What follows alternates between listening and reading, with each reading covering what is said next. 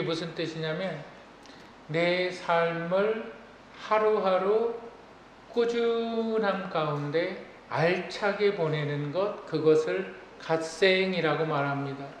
내가 게으르지 않고 내가 시간을 잘 활용을 해서 내가 계획한 대로 하루하루 성실히 살아갈 때에 나에게 주어지는 성취감, 그것이 내 인생을 만족해 한다. 갓생이라는 말의 뜻입니다.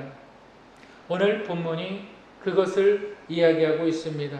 우리가 어떻게 하면 하루하루 알차게 살아갈 수 있을까?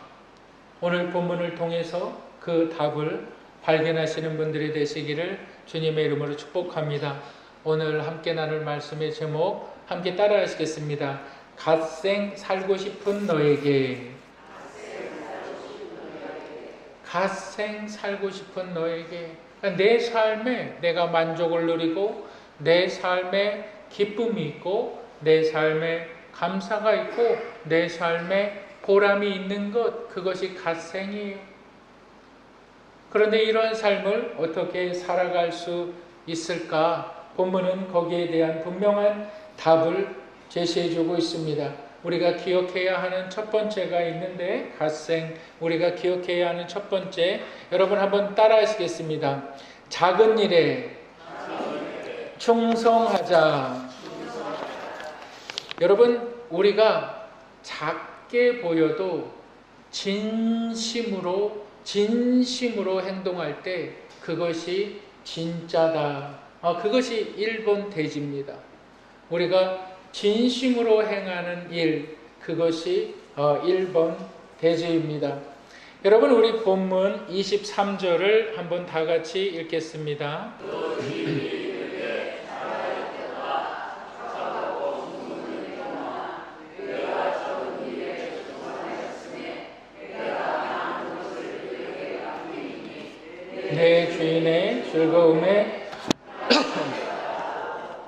내 주인의 즐거움에 참여할지어다 하고, 본문은 달란트의 비유이죠. 달란트. 그래서 본문 14절에 보면 이렇게 이야기하고 있어요. 어떤 사람이 타국에 갈새 그 종들을 불러 누구의 소유? 자기의 소유를 맡기니 한 사람에게는 5달란트를, 한 사람에게는 2달란트를, 한 사람에게는 1달란트를 맡겼습니다. 우리가 여러분 보세요. 주인이 맡겼는데 어떤 사람에게는 5달란트를 맡겼어요. 어떤 사람에게는 2달란트를 맡겼고 어떠한 사람에게는 1달란트를 맡겼어요. 왜 주인은 이렇게 차등을 두었을까요? 그 앞에 선행구절이 뭐냐면 각각의 재능대로, 각각의 형편대로, 각각의 환경대로. 달란트는 뭘까요? 달란트는 돈이지요. 달란트는 돈이에요. 예수님께서 이 신약이 기록된 마태복음의 시대에 1달란트는 얼마일까요? 우리가 생각할 때에 그거 적은 금액이다 이렇게 생각할 수가 있겠는데 그렇지 않습니다. 1달란트는 오늘날로 계산하면 약 8억에서 9억 정도가 됩니다. 왜 그럴까요? 15년에서 20년 동안 노동자가 받는 임금이 1달란트예요. 그럼 그걸 오늘날로 계산을 하면 약 8억 5천이 되는 거예요. 8억으로 한번 계산해 본다면 5달란트를 받은 사람은 주인으로부터 얼마를 받았다는 거예요? 40억을 받았다는 거예요. 주인이 너에게 40억을 맡겼다는 거예요. 그리고 또 한 사람에게는 얼마를 맡겼다는 거예요? 16억을 맡겼다는 거예요. 16. 작은 돈이 아니에요. 결코 적은 돈이 아니에요. 근데 한 사람에게는 얼마를 맡겼습니까? 8억을 맡겼다는 거예요. 8억을 맡겼다는 거예요. 그리고 나서 주인께서 이렇게 이야기하는 거예요. 너희의 재능대로, 너희의 형편대로, 너희의 교육 수준대로, 너희의 환경대로 너의 성격대로 이것을 네가 잘 사용해라. 그러니까 5달란트, 다시 말해서 40억을 받은 사람은 5배의 이윤을 남겼어요. 5배의 이윤이니까 80억을 주인 앞에 가지고 온 거예요. 그리고 2달란트를 받은 사람은 얼마를 주인 앞에 가지고 왔냐면 16억을 가지고 온 거예요. 그러니까 주인이 하는 말이 그 두 사람들에게 이렇게 얘기합니다. 내가 적은 일에 충성하였다. 너희들은 나의 기쁨에, 본문에 보면 이렇게 이야기하고 있는데 23절 마지막에 보면 내 주인의 즐거움에 참여할지어다. 그런데 이것을 갖다가 정확하게 해석을 하면 너는 나의 기쁨 안에 들어왔다라는 뜻이에요. 너는 나의 기쁨 안에 들어오게 됐다라는 말입니다. 무엇을 통해서? 네가 40억이라는 돈을 통해서 너는 80억을 만들었어. 너는 18억이라는 돈을 통해서 너는 16억을 만들었어. 그것이 주인의 기쁨 안에 들어오게 된 이유가 되었다라는 것입니다. 여러분 한번 생각해 보시길 바랍니다. 우리 주님께서 지금 정확하게 뭐에 대해서 말씀하고 있냐면 돈에 대해서 말씀하고 있어요. 여러분, 돈이라는 것은, 물질이라는 것은 정말 소중하고 정말 귀합니다.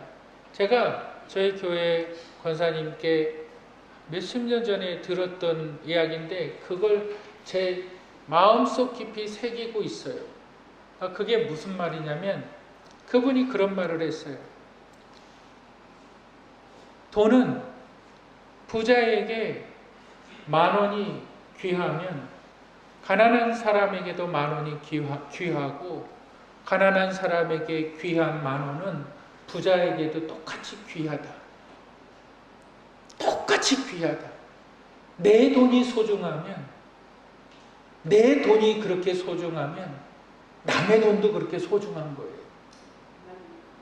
남의 돈이 그렇게 소중한 걸 여러분들 인정하십니까? 내 5만 원이 소중하면 교회 5만 원도 소중한 거예요. 내 주머니에 5만 원이 소중하면 교회에서 나가는 5만 원도 소중한 거예요. 내가 5만 원이 소중하면 내 부모의 5만 원도 소중한 거예요. 내가 5만 원이 소중하면 내 자녀의 5만 원도 소중한 거예요. 돈은 누구에게나 소중해요. 마치 생명과 같아요. 그런데 이것을 갖다가 잘 활용을 해요. 그런데 그 재능이라는 표현을 성경은 뭐라 그러냐면 정확하게 시간으로 표현하고 있어요. 그러니까 너에게 주어진 시간과 너에게 주어진 노력으로 인해서 너는 그 시간, 그걸 재능이라고 표현하고 있다는 거예요. 모든 사람들이 재능을 다 가지고 있어요. 그 재능이 내가 피아노를 잘 치는 것, 내가 노래를 잘하는 것, 내가 재테크를 그게 재능이 아니라 하나님께서 말씀하시는 재능은 뭐냐면 모든 시간에 따른 노력, 그게 재능이라는 거예요. 그 시간에 따른 노력과 그 시간들로 인해서 하나님께서 뭘 맡겨줬냐? 돈을 맡겨주셨다는 거예요. 그런데 그 돈이 누구에게는 80억이 되고 누구에게는 16억이 되었다는 거예요. 여러분, 그 중심에 뭐가 있느냐? 진심이라는 것이 있어요. 그 진심을 우리 예수님은 이렇게 말을 합니다. 내 주인의 즐거움에 참여할지어다. 너는 나의 기쁨 안으로 들어와라. 이것이 참 난해합니다. 어려워요. 어떠한 의미인지. 근데 이렇게 생각을 해보세요. 한 청년이 중소기업에 입사를 했어요. 그렇게 회사가 크지도 않아요. 그런데 이 청년이 회사에 출근하는 시간들이 다른 사람들보다 조금 더 먼저 가요. 먼저 가서 커피보드에 물을 담아놓고 커피를 정리하고 더러운 것이 있으면 자기가 그냥 먼저 치워놔요. 그 다음부터 시간에 맞춰서 자기의 동료들이 또 회사의 직원들이 출근할 때에 자기한테 아무런 말도 안 해요. 뭐가 달라지거나 뭐가 변한 것 아무것도 몰라요. 그런데 어느 날 사장님이 그 청년을 집으로 불러요. 자네 다음 주에 토요일 날 시간이 되면 우리 집에 좀 오면 좋겠습니다. 좋겠네. 그래요. 그러니까 청년이 가슴이 두근두근합니다. 내가 뭘 잘못했지? 혹시 나를 해고하려는 건 아닐까? 청년이니까 마음이 늘 두근두근하죠. 사장님 집에 딱 갔어요. 그러니까 아이들이 있고 사장님 자녀들이 있고 사모님이 있고 자기를 반갑게 웃으면서 맞아줘요. 어서 오라고, 어서 오라고, 어서 오시라. 젊은 사람, 젊은 청년을. 그리고 식탁으로 인도를 하는데 그 식탁에 맛있는 음식들이 아주 정성스럽게 놓여 있는 거예요. 우리 함께 같이 식사하자. 사장이 하는 말이 이거예요. 자네가 다른 사람들보다 수고하는 것을 내가 알고 있어. 그것이 나에게 얼마나 큰 힘을 주고 나에게 기쁨이 되었는지 몰라. 나는 자네와 함께 같이 이렇게 기쁨을 누렸으면 좋겠어. 그것이 본문에서 이야기한 주인의 기쁨에 참여할지어다. 하나님께서 우리의 삶을 통해서 진심으로 행하는 자들을 축복하십니다. 누가 시켜서 야 너 이거 해? 너 이거 했으면 좋겠어? 이게 아니라 내 삶에 있어서 하나님께서 나에게 시간을 주셨고 하나님께서 나에게 노력할 수 있는 힘을 주셨어. 내가 그 모든 시간들 가운데에서 내 삶을 사랑하는 사람들, 내 삶을 진취적으로 위하는 사람들, 누군가에게 잘 보이려고 누군가에게 보여주려고 희생하는 사람들이 아니라 내 마음이 기쁘니까, 내 마음이 감사하니까, 내 마음이 평안하니까 남들을 돕게 되고 그전 일이라도 하게 되는 것. 주님께서 그 사람들을 축복하신다. 주님께서 그 사람들을 귀히 여기신다. 주님께서 그 사람들에게 말씀하기를 이렇게 얘기를 합니다. 나의 기쁨 안으로 들어와라. 나의 기쁨 안으로 들어와라. 우리는 이렇게 생각할 때가 있어요. 하나님께서는 나에게 재능을 주신 것이 하나도 없어. 나는 잘하는 것도 별로 없고 하나님께서 나에게 좋은 환경을 주시지도 않았어. 불평과 불만을 놀아놓으면서 나의 인생에 대해서 판단하고 나의 인생에 대해서 저주하는 사람들이 있을 수가 있습니다. 여러분, 그러한 사람들에 대해서 본문은 뭐라고 이야기하고 있을까요? 여러분, 한번 24절을 우리 한번 읽겠습니다.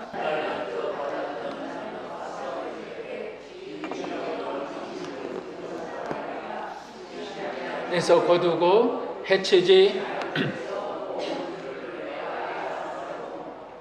여러분, 우리가 본문만 보면 하나님을 어떻게 바라보느냐? 하나님은 막 고리 대금업자, 하나님을 사채업자로 볼 수가 있습니다. 하나님은 돈을 맡기고 100%나 200%나 하나님께서는 뺏어가시는 분이다, 이렇게 생각할 수가 있습니다. 여러분, 24절에 악하고 게으른 종이 하나님을 그렇게 생각하고 있는 거예요. 하나님을 어떻게 생각하고 있느냐? 하나님을 고리대금업자, 라고 생각하고 있는 거예요. 이렇게 얘기합니다. 심지 않은 데서 거두시는 분이다. 뿌리지도 않았는데 거두려고 한다. 누가? 주인이. 이 악하고 게으른 종은 그렇게 이야기하고 있는 거예요. 해치지 않은 데서 모은다. 수고하지도 않고 결과만 받는다. 한마디로 이 게으른 종은 이 주인을 어떻게 보느냐? 주인은 고집센 악덕 채무업자다. 이런 사람이다. 악덕 고리대금업자다. 그래서 나는 그대로 아무것도 안 하고 주인께 받은 8억을 그대로 땅속에 묻었나이다. 은행에 예치해 두었나이다. 금고에 묻었나이다. 왜? 내가 조금이라도 실수해서 그것이 마이너스가 되면 안 되니까. 그럼 주인이 나를 엄하게 책망할 테니까. 주인은 악덕 채무업자입니다. 본문은 지금 그렇게 하고 있는 거예요. 우리가 우리의 삶을 통해서 하나님께 불평하는 것을, 여러분, 우리는 하나님을 향하여서 하나님 당신은 좋지 않으신 분입니다, 이것이 불평이 아니라 하나님 내 삶은, 하나님 나에게는 왜 재능이 없고, 하나님 내 삶은 왜 이렇게 되는 것이 없고, 하나님 나는 왜 용기도 없습니까? 라고 말하는 것이 하나님 당신은 악덕 채무업자입니다 라고 말하는 거예요. 하나님 나의 환경은 왜 이렇게 불행합니까? 라고 말하는 것이 하나님 당신은 고리대금업자입니다 라고 말하는 거예요. 그러니까 아무것도 안 해요. 두 번째로 우리가 기억해야 되는 것은 주님의 기쁨에 초대된 삶입니다. 그런데 이 주님의 기쁨에 초대되지 않는 한 사람이 있어요. 어떤 사람일까요? 1달란트 받은 자. 온갖 내 삶의 불평과 불만을 만들어내는 자. 그때 우리 주님께서 이 사람을 통해서, 이 주인께서 이 사람을 통해서 뭐라고 말하냐면 악하고 게으른 종아. 이게 상관관계인데, 악하고 게으른 종이라는 뜻은 뭐냐면 게으르기 때문에 너는 악하다 이 말이에요. 그러니까 게으름이 너의 악이다 이거예요. 일찍 일어나지 않는 게 너의 악이다 이거예요. 포기하는 게 너의 악이다 이거예요. 너의 악함은 너의 게으름이다 이거예요. 내가 사람을 죽여서가 아니라, 내가 사람에게 무엇을 빼앗아서가 아니라, 내가 사람에게 어떠한 해코지를 해서가 아니라, 본문이 얘기하는 것은 악하고 게으른 종아, 게으르기 때문에 너는 악한 자이다 이 말이에요. 여러분, 나이키의 그 상표 나이키의 로고 중에 그런 것이 있어요. Just do it이라는 것이에요. Just do it. 그냥 해 이 말이에요. 움직여. 악하고 게으른 사람들은 어떨까요? 온갖 세상 걱정에 사로잡혀서 걱정하다가 세상 다 보냅니다. 자려고 누워도 머릿속에 걱정이 떠나가지가 않습니다. 온갖 걱정은 다 하다가 잠을 자지 못합니다. 그럼 또 다음 날은 늦게 일어나죠. 또 악함이 반복되어지는 거예요. 그러니까 내 삶에 의욕이 없어요. 내 몸이 그런 몸뚱아리가 돼버리는 거예요. 움직일 수 없는 몸뚱아리가 돼버리고 나니까 용기가 없지요. 열정이 없지요. 주인이 나에게 귀한 시간을, 주인이 나에게 귀한 재능이라는 것을 주셨는데 나는 게으르기 때문에 누가 뭘 줘도, 누가 무엇을 갖다 줘도 감사하지도 못하고 기뻐하지도 못하고. 그런데 정말 심각한 것은 뭐냐면 이 사람으로 인하여서 우리 주인께서, 이 본문에서 주인은 하나님을 이야기하고 있습니다. 본문에서 이 주인은 뭐라 그러냐면, 너는 바깥 어두운 곳에 내쫓길지어다. 우리 본문 30절을 한번 읽어보겠습니다.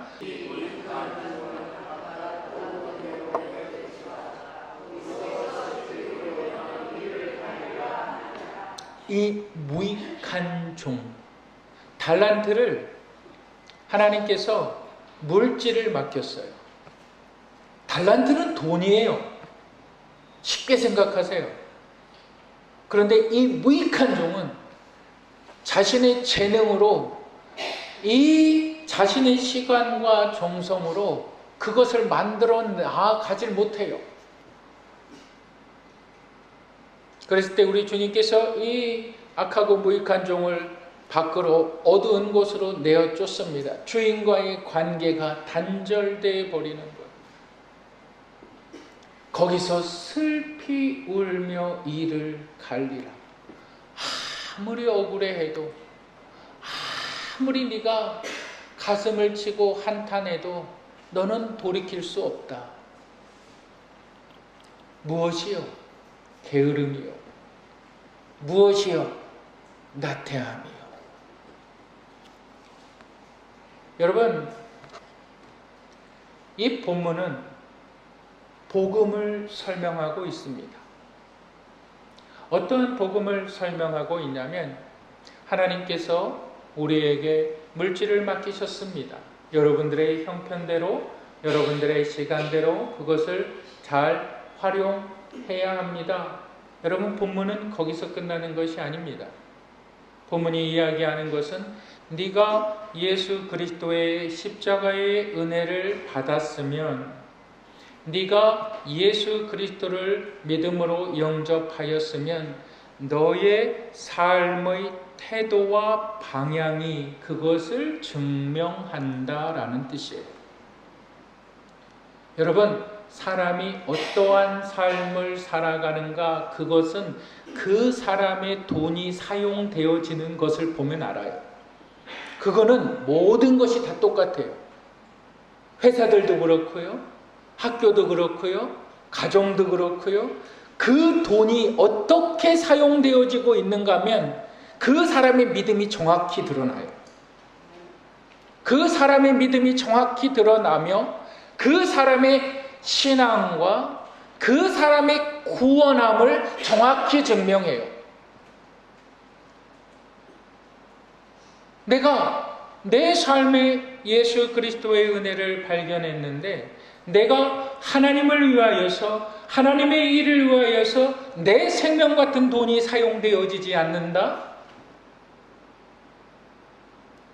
내가 예수 그리스도의 은혜로 말미암아 하나님의 자녀가 되었는데, 내 물질이라고 생각하는 그 모든 것들이 하나님의 사명을 위해서 복음과 연관되어지지 않고 있다? 악하고 게으른 종아, 영원한 주인의 기쁨에 참여하는 단 하나의 키, 주인의 기쁨에 참여할지어다. 그 단 하나의 키가 뭡니까?